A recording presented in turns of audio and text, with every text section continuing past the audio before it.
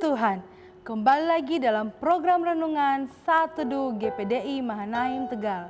Bersama saya Novita, mari kita sama-sama mendengarkan renungan singkat pada hari ini. Sebelumnya saya mengajak semuanya untuk berdoa bersama-sama. Terima kasih Tuhan, kami bersyukur pada hari ini sebab Engkau Allah yang begitu baik dalam kehidupan kami. Tuhan, kami akan mendengarkan renungan firman-Mu, biarlah Engkau mengurapi kami semua Tuhan, baik hamba-Mu yang menyampaikan dan orang-orang yang mendengarkan Tuhan, agar kami sama-sama dapat belajar lewat firman-Mu ya Bapa. Biarlah firman-Mu Tuhan menjadi terang Tuhan bagi kehidupan kami ya Tuhan, menjadi pedoman Tuhan buat jalan hidup kami ya Bapa. Terima kasih Tuhan Yesus, kami siapkan hati kami untuk mendengarkan firman-Mu. Dalam nama Tuhan Yesus Kristus, haleluya, amin. Puji Tuhan. Renungan firman Tuhan hari ini saya berikan tema penyertaan Tuhan yang sempurna. Jika kita berbicara tentang penyertaan Tuhan yang sempurna, maka tentu kita akan berpikir bahwa penyertaan Tuhan yang sempurna itu berkaitan erat dengan seluruh berkat-berkat dan pemeliharaan Tuhan dalam kehidupan kita. Itu tidak salah. Tetapi yang perlu kita ketahui bahwa penyertaan Tuhan yang sempurna itu bukan hanya mengenai berkat-berkat Tuhan saja, bukan hanya mengenai pemeliharaan Tuhan saja, tapi jika kita berbicara tentang penyertaan Tuhan yang sempurna dalam hidup kita, maka sama dengan kita berbicara tentang yang pertama, pemeliharaan Tuhan, yang kedua, didikan Tuhan, dan yang ketiga, teguran Tuhan dalam kehidupan kita. Nah, mari sama-sama kita mempelajarinya di dalam ayat-ayat firman Tuhan yang akan saya bawakan pada hari ini. Kita akan melihat di sana bagaimana penyertaan Tuhan yang sempurna dalam kehidupan kita. Yang pertama adalah pemeliharaan Tuhan. Jika kita berbicara tentang penyertaan Tuhan yang sempurna, berarti kita juga sedang berbicara tentang pemeliharaan Tuhan yang sempurna dalam kehidupan kita. Nah, kita membaca bersama-sama dalam Keluaran 13 ayat 21 sampai yang ke-22. Keluaran 13 ayat 21 sampai 22 di sana dikatakan, Tuhan berjalan di depan mereka pada siang hari dalam tiang awan untuk menuntun mereka di jalan, dan pada waktu malam dalam tiang api untuk menerangi mereka, sehingga mereka dapat berjalan siang dan malam. Dengan tidak beralih, tiang awan itu tetap ada pada siang hari dan tiang api pada waktu malam di depan bangsa itu.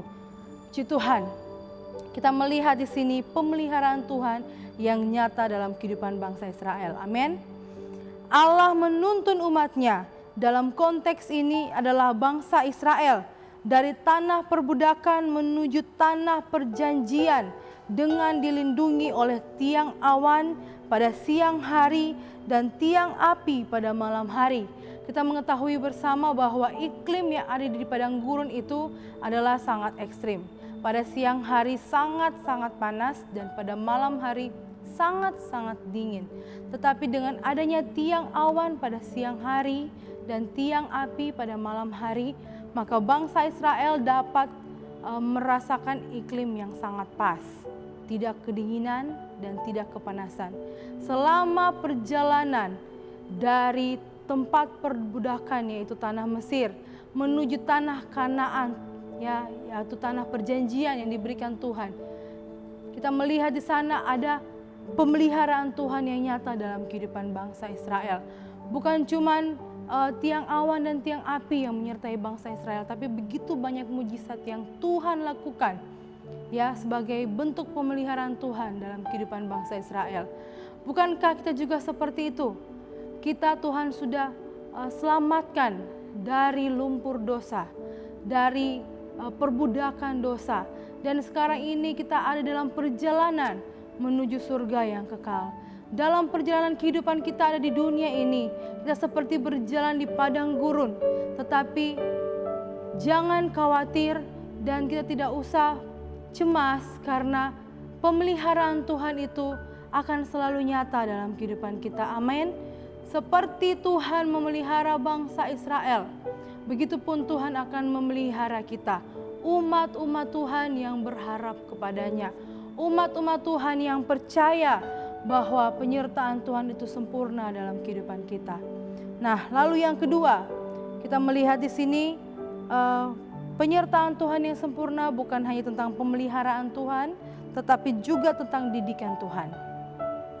Kita melihat dalam Keluaran 13 ayat 17 sampai 18. Di sana dikatakan, setelah Firaun membiarkan bangsa itu pergi, Allah tidak menuntun mereka melalui jalan ke negeri orang Filistin, walaupun jalan ini yang paling dekat. Sebab firman Allah, jangan-jangan bangsa itu menyesal apabila mereka menghadapi peperangan, sehingga mereka kembali ke Mesir. Tetapi Allah menuntun bangsa itu berputar melalui jalan di padang gurun menuju ke Laut Teberau dengan siap sedia berperang. Berjalanlah orang Israel dari tanah Mesir. Nah, kita melihat di sini ada didikan Tuhan buat bangsa Israel. Tuhan menuntun umatnya atau bangsa Israel melalui padang gurun dan Laut Teberau. Dan di sana Tuhan menyatakan mujizat demi mujizat.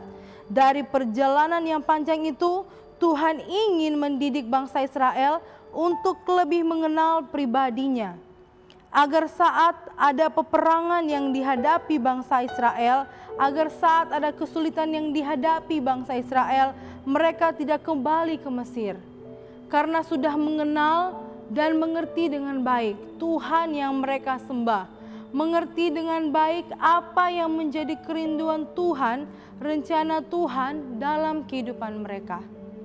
Begitu juga kita sekalian ya, kita sebagai umat-umat Tuhan, kita dididik oleh Tuhan, dibawa ke jalan-jalan yang dimana kita melihat mujizat-mujizat Tuhan yang nyata dalam kehidupan kita.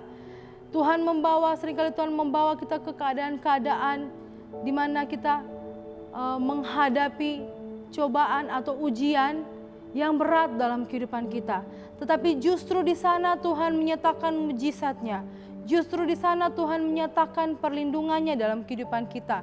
Justru di sana Tuhan memberitahukan kehendak-kehendaknya dalam kehidupan kita. Sebagai umat-umatnya, sebagai orang-orang yang percaya kepada Tuhan, maka kita tetap selalu berada di dalam didikan Tuhan. Setiap hari, setiap langkah kita, Tuhan mendidik kita agar kita menjadi orang-orang percaya yang bergantung dan berharap penuh kepadanya. Orang-orang percaya yang mengenal dan mengerti apa yang menjadi rencana Tuhan dalam kehidupan kita. Tuhan mendidik kita lewat firman-Nya. Tuhan mendidik kita lewat hamba-hambanya. Tuhan mendidik kita lewat pengalaman hidup kita setiap hari. Amin. Itu sebabnya kita harus peka dengan didikan Tuhan. Dan yang ketiga, di dalam penyertaan Tuhan yang sempurna, terdapat teguran Tuhan. Bukan hanya pemeliharaan, bukan hanya didikan, tetapi juga ada teguran Tuhan di dalamnya. Dalam Mazmur 89 ayat 31 sampai 33, kita bisa membuka sendiri-sendiri ya di rumah dan membacanya ya. Di sana sebagai contoh bangsa Israel pada waktu melenceng dari kebenaran firman Tuhan. Pada saat itu bangsa Israel tidak mengindahkan peraturan yang Tuhan berikan ya kepada mereka, maka ada hukuman sebagai wujud pendisiplinan Tuhan pada umat yang dikasihinya. Nah, begitu juga dengan kita pada saat kita menjadi umat-umat Tuhan tidak sesuai dengan kebenaran firman Tuhan, saat kita menjalani kehidupan melenceng dari kebenaran firman Tuhan, maka teguran Tuhan itu akan datang dalam kehidupan kita. Sekali, dua kali, tiga kali, dan kalau kita tidak mendengarkan, maka kita akan mendapatkan teguran yang lebih keras lagi dalam kehidupan kita. Jadi kesimpulannya pada renungan hari ini adalah sebagai umat Tuhan kita selalu berada dalam penyertaan Tuhan yang sempurna. Amin. Tetapi satu hal yang harus kita mengerti dari kalimat penyertaan Tuhan yang sempurna, yaitu saat kita menyatakan penyertaan Tuhan sempurna dalam kehidupan kita, maka kita juga mengakui bahwa Tuhan terlibat 100% dalam hidup kita, mulai dari memelihara, mendidik, dan menegur kehidupan kita. Seperti orang tua yang selalu memelihara, mendidik, dan menegur kita. Amin.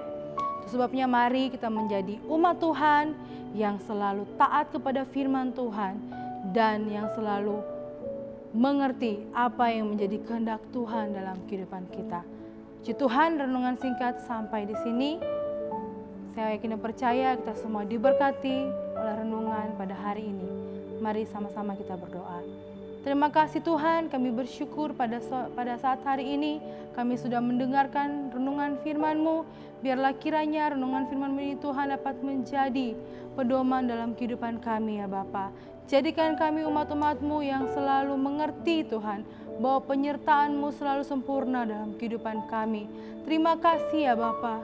Kami berdoa Tuhan Yesus, biarlah kiranya Engkau menyembuhkan yang sakit, memberikan kekuatan kepada yang lemah, dan Engkau juga memberkati Tuhan setiap yang mendengarkan renungan ini.